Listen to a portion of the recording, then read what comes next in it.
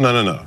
If he had been in the White House, if the Democrats hasn't stolen the election the last time Mr. around... Gorka, that's not what I'm asking you about. No, completely, Ben, you've got to stop now. Ben, you're answering a question I haven't asked you.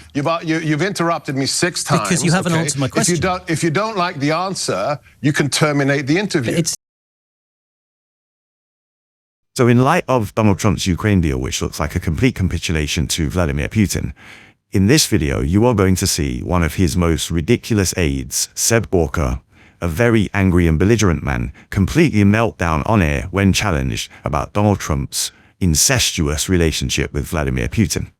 If you want to see more videos like this, hit the like and subscribe buttons, and don't forget to ring the notification bell so you never miss a video. Now let's watch this together, and then I'll give you my thoughts. Come back to Catherine in just a moment. Sebastian Gorka, great to have you with us. You are, of course, a Deputy Assistant to President Trump and the Senior Director for Counterterrorism at the National Security Council. Lots going on at the moment, of course, in relation to the peace process, the peace talks in Ukraine. Donald Trump suggests that your country will have some role in guaranteeing Ukraine's security if there is a ceasefire deal, but it won't be US troops on the ground. What involvement might the US have in those guarantees? Well, it would be reckless of me to give away any possible scenario right now, as we are so close to potential peace agreement on the ground in Ukraine. But the fact is clear, we will not have that peace if it weren't for the president's engagements this Monday. Never before has a commander-in-chief arrayed 6 heads of state, the Secretary General of NATO, the president of the EC here in the White House to discuss such an event. It won't be Article 5 guarantees as per the Washington Treaty, because that requires that the given country have sovereign control over all of its territory, which sadly, of course, Ukraine does not. I think we'll probably see something akin to the first meeting in the Oval with Zelensky, where there's some kind of business partnership in terms of trade, in terms of Americans on the ground. Of course, there was, in terms of businesses, not troops, the rare earth minerals deal that was so central to the first phase of this. If America is doing business in Ukraine, that makes it safer than any other piece of paper out of Brussels ever could. But beyond that kind of possible scenario, I'm not prepared to give further details, because that is exactly what's being negotiated now behind closed doors. Any deal that is agreed, if one is agreed with Vladimir Putin, how can we trust this man will keep his word and would keep to that deal?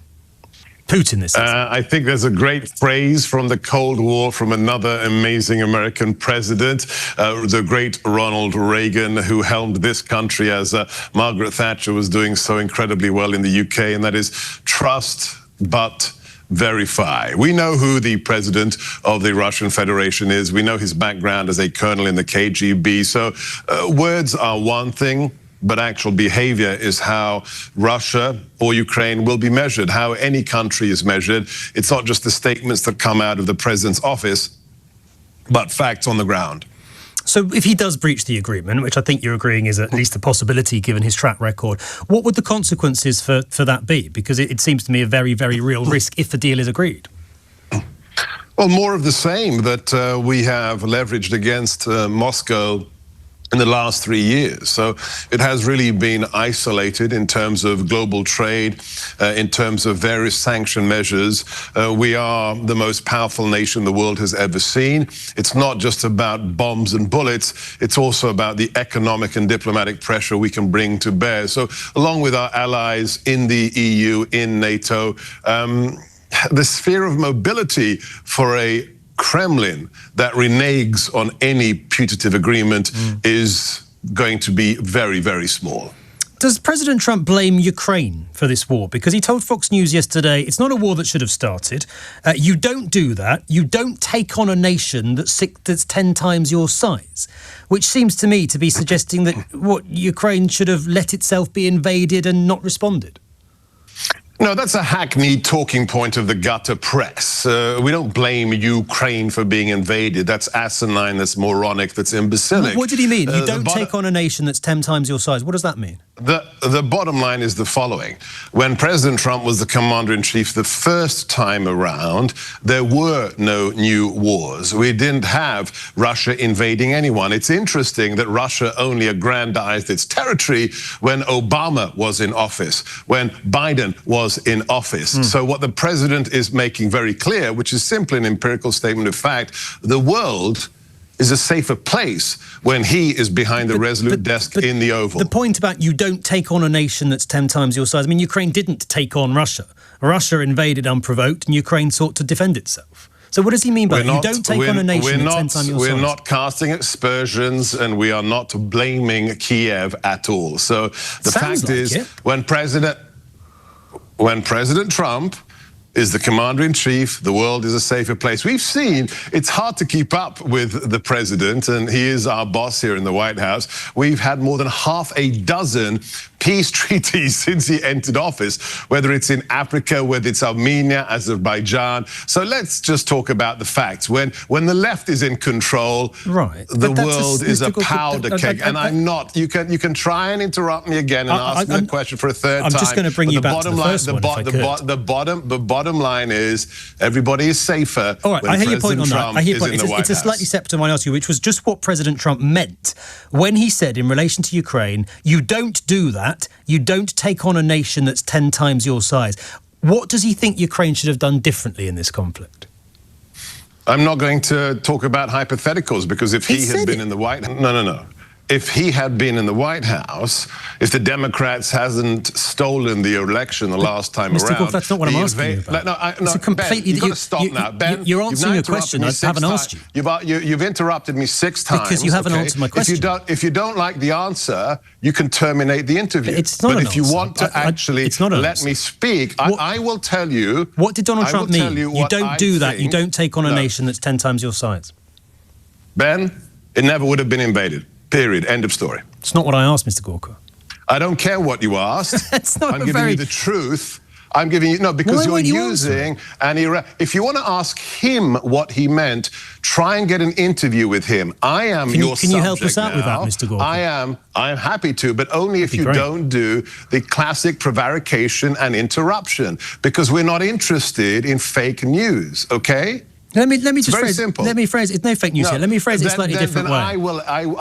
Then I will end the interview. Let me just ask you a slightly different way. Then, is it the view of the Trump administration? Do not ask me another way, because I simply will not ask. Is it the view of the Trump administration that Vladimir Putin was wrong to invade Ukraine? Don't be fake. Mr. Gorka, not fake news. Really simple question. I'm not going to do this for the 7th time. Okay, different question then. Was Vladimir Putin wrong to invade Ukraine?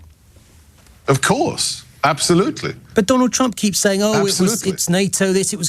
Donald Trump seems to keep suggesting that ultimately it's Ukraine's fault that they got invaded. Seems to suggest. He does. That's just not journalism. This war was about NATO, he said at the weekend. Was it? I thought it was about Russian imperialism. You just can't give it up, can you? There is no person in the world, nobody right now, not van der Leyen, no one. Not a prime minister, not any other president who can stop the bloodshed. And all you want to do is... But he hasn't yet. He seems to say that. He hasn't stopped the bloodshed yet. Ukrainian children are dying this week. Okay, and you're going to fix it? I'm not going to fix it. No one's going to listen to me. I'm not the president of I'm not the leader of the free world. Right. There's one person who's going to stop it. And it's not you, and it's not any other head of state in the world. It's the man who's sitting in the White House. That's it. And if you want to continue to do silly gotcha questions... Not silly gotcha questions at all. What does he see? Perfectly reasonable question. Look, of course, when will it end? When would you expect this war to end, Mr. Gorka? Well, if you listen to what the Premier of Ukraine said less than 24 hours ago, it could end very, very soon. So do you want to cast aspersions against Zelensky now? Not at all. I just asked because, of course, President Trump said, I will end this war on day one. We're now on day, well, you tell me, we're well into 6 months in office. But that's the important thing, isn't it, right? It's for you to score points against the president. I'm just asking when this bloody, brutal war will end. We know what you're doing, Ben. You're trying to score points because you don't like the president. Just asking you when the war, in your view, as the senior director for counterterrorism... I don't have a crystal ball. Do you have a crystal ball? I'm not privy to these talks. I'm not the deputy assistant to the president of the United States of America, Even if you were privy to them, can you predict the future? I've yet to know a human being who can predict the future. Do you think the war will still, in your view, do you think the war will still be waging at the end of this year? I pray to the Lord above that it's not, and I think that we have the greatest chance ever right now to stop the bloodshed imminently. Why do you think President Trump wasn't able to end it on day one, like he promised? Oh, you're a child. Stop it, Ben. No, he made that promise to the American people. Stop it, Ben. Stop it, Ben. Why is it taking so long? You really don't care about the suffering, do you? You just want to score points. Not at all. What you do. All you can do is bring it back to he said that, he said this. Why don't we talk about the fact that only one person can do what happened in Alaska, only one person can do what happened in the White House on Monday, but no, you want to score points. It's pathetic. Grow up, Ben. It's my job. Grow up, Ben. It's my job to hold people in positions of power, like you and the Trump administration, to account and to compare what you said to what you've done. Points. And I'm not saying President Trump hasn't made progress. I'm simply saying he promised one thing, and right now that promise hasn't been delivered. You can't dispute that. I'm not here for you to score points against the president. But you can't dispute the fact that he said more than 60 times, "I'll end the war on day one." And we're 6 months in. If you bring this back one more time, you have demonstrated that you're a child and you're not actually a journalist. Why can't you answer that? Why can't you answer it? Because I'm not here to score points against the man 80 million people chose as a commander-in-chief. It's not my job. Do you accept? You may think it is your job, but it's not. Do you accept it's an unfulfilled, perhaps a broken promise at this point in time? I'm not going to answer your stupid, childish questions. All right, we'll leave it there, Mr. Gorka. Really appreciate your time. Sebastian Gorka is the Deputy Assistant to President Trump and Senior Director for Counterterrorism on the National Security Council. President Trump said, for what it's worth, more than 60 times, "I will end this war on day one," and then admitted in the Oval Office on Monday that it had been far harder than he thought. Quite why he thought it would be as easy as he made it sound, I don't know. Mr. Gorka won't tell us. But there we go. We do our best. Thank you very much indeed, Sebastian Gorka.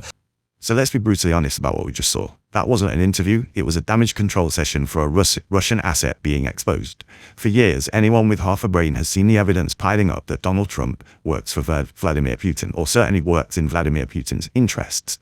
And now, with this disgusting Ukraine deal on the table, the case is looking worse for Trump. This interview is just a flashback to how they've lied to our faces all along. Ben traps Gorka with Trump's own words that perfectly align with Kremlin propaganda, something that we've just seen a former Reform UK party member jailed for 10.5 years for, by the way. And Trump is blaming Ukraine for the audacity of defending itself. Why couldn't Gorka give a straight answer? Because you can't justify treason. You can't logically explain why an American president parrots Putin's talking points. You can only deflect. And when Ben doesn't let him go, Gorka shows the classic panic of a handler whose asset is being exposed. I don't care what you asked. That's not just arrogant, that's a desperate, frantic attempt to shut down a line of questioning that leads directly to one place, Moscow. The insults, the rage, the calling Ben a child, it's a pathetic smokescreen to protect the most compromised man in the political sphere right now, the man in the Oval Office, Donald Trump.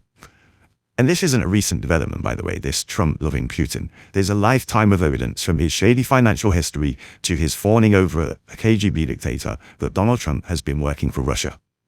This disgraceful Ukraine deal isn't a policy failure. It's the successful conclusion of a Russian intelligence operation that has been decades in the making. Also, the story goes.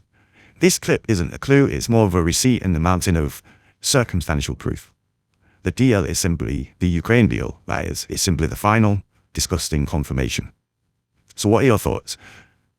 Do you think Trump is a Russian asset? Let me know in the comments below, and if you want to see more videos like this, then hit the like and subscribe buttons. Don't forget to ring the notification bell so you never miss a video. Thanks for watching.